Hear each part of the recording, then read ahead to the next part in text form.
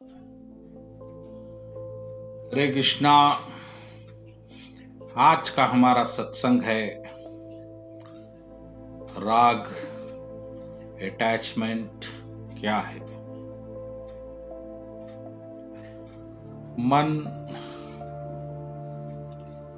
हमारे पास एक बड़ी अद्भुत वस्तु है जिसे लोग मन कहते हैं, माइंड। और जिस तरह से मन बनेगा, जिस तरह से मन चलेगा, आप उसी तरह से बनते हैं और चलते हैं। मन स्वभाव से चंचल, अनिस्थिर और एक जगह नहीं टिकने वाला स्वाभाविक ही है। और यह जहां पर यह टिकता है वहीं पे जुड़ जाता है। इसका ऐसा स्वभाव है। इस मन के जुड़ने को ही राग कहते हैं। और राग से फिर अनुराग और अटैचमेंट बनता है। और क्योंकि सारा समस्त ये प्रकृति परिवर्तनशील है, यहाँ पर सब कुछ बदल रहा है, कोई चीज स्थिर नहीं है, तो आपका मन जिससे जुड़ेगा वह भी स्थिर नहीं रहेगा। और मन जब किसी से भी जुड़ेगा तो फिर उसे पाने की कोशिश करेगा और उसको खोने के लिए वह तैयार नहीं होगा।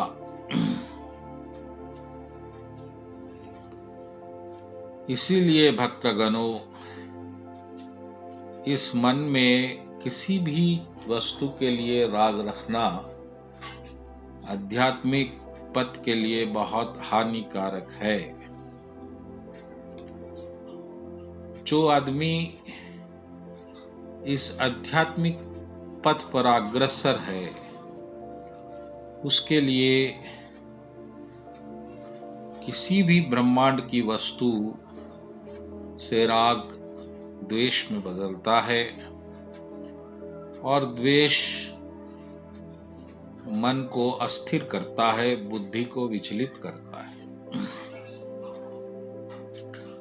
इसीलिए भगवान कृष्ण ने गीता में बार बार कहा कि मन आसक्ति रहित है, जो मन राग रहित है, जो मन अटैचमेंट से फ्री है, वही मन स्थिर है।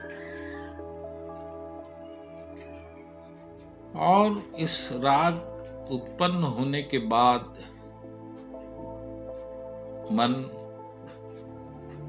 की गति क्या होती है और मन से आपके शरीर पे क्या प्रभाव होता है, इसको भी जान लेना आवश्यक है।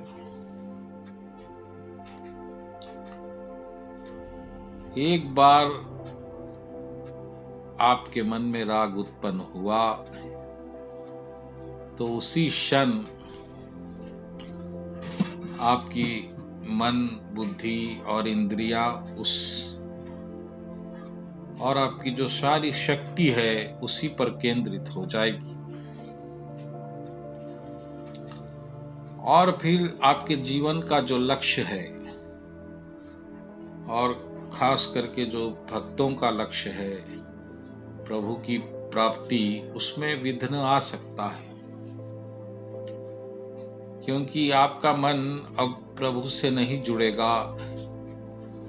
आपका मन उस वस्तु के तरफ भागेगा जिसमें आपने राग उत्पन्न किया है। इसी तरह जो भी भक्त लोग होते हैं, वह इन समस्त जगत के वस्तुओं में राग उत्पन्न नहीं करते, जबकि वो इसी में रहते हैं, लेकिन वो जुड़ते नहीं हैं। और प्रभु के मार्गदर्शन में, प्रभु की कृपा से प्रभु उनको इस जाल से बचाते हैं। इसीलिए इस राग से बचने के लिए आपको पहले तो इस प्रकृति की व्यर्थता को जानना होगा और इस प्रकृति की अस्थिरता को भी समझना होगा, क्योंकि आपका मन जो उससे जुड़ेगा, उसे स्थिर मानकर जुड़ेगा, उसे शाश्वत मानकर जुड़ेगा। लेकिन आपको ज्ञान हो जाएगा प्रभु कृपा से कि समस्त ब्रह्मांड क्योंकि घूम रहा है और यहाँ पर कोई भी चीज स्थिर नहीं है, तो निश्चित ही आप अभी जिससे जुड़े हैं वो भी स्थिर नहीं होगा। इसीलिए भक्त लोग जो होते हैं वह ज्यादा राग को, अनुराग को नहीं बढ़ाते,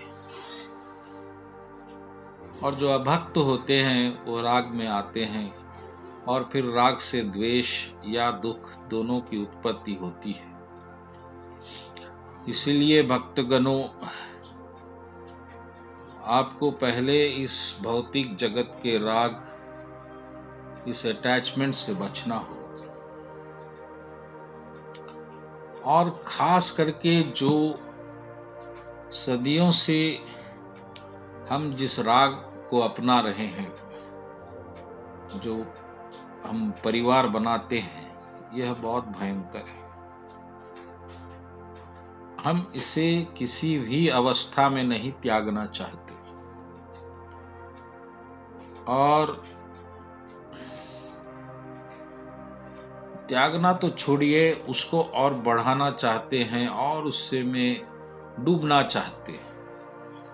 तो प्रभु कह रहे हैं कि ऐसी व्यभिचारिणी बुद्धि वाले प्रभु की भक्ति नहीं कर सकते, क्योंकि इनका चित्त तो खंडित है, भटका हुआ है।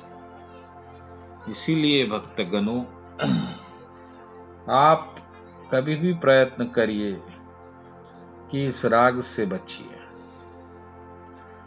हाँ, राग अगर करना है तो फिर आप भगवान या भगवान के भक्तों से राग कर सकते हैं। अगर आप किसी भी तरह से भगवान से जुड़ गए तो यही राग आपको प्रभु की कृपा प्राप्त करने का भी अधिकारी बना सकता है। तो ये एक बात याद रखिए कि अगर आप किसी भी एक वस्तु से भी इस ब्रह्मांड में जुड़े हुए हैं किसी भी कारण, तो फिर आपको ब्रह्मांड से निकलना संभव नहीं होगा, क्योंकि वह राग, वो आकर्षण आपको फिर खींचेगा और यही जन्म मृत्यु के सागर में आप फिर भटकेंगे। इसीलिए भक्तगणों, कभी भी प्रयत्न करिए कि अनावश्यक राग को मत बढ़ाइए। भगवान या भगवान के भक्तों से राग करिए, और इनके राग करने से जो भक्ति की तरंगे हैं वो आप में प्रवाह करेगी, और भक्ति जैसा ही आप में प्रवाह करेगी, आप प्रभु के कृपा के पात्र बनेंगे, और यह प्रभु की कृपा ही आपको प्रभु के साथ, प्रभु के धाम को भी लेकर जा सकती है। इसीलिए कृष्ण भगवान ने कहा कि इस राग को छोड़ दो, अटैचमेंट को छोड़ो। यही अटैचमेंट यानी आकर्षण, आप किसी आकर्षण से जुड़ गए।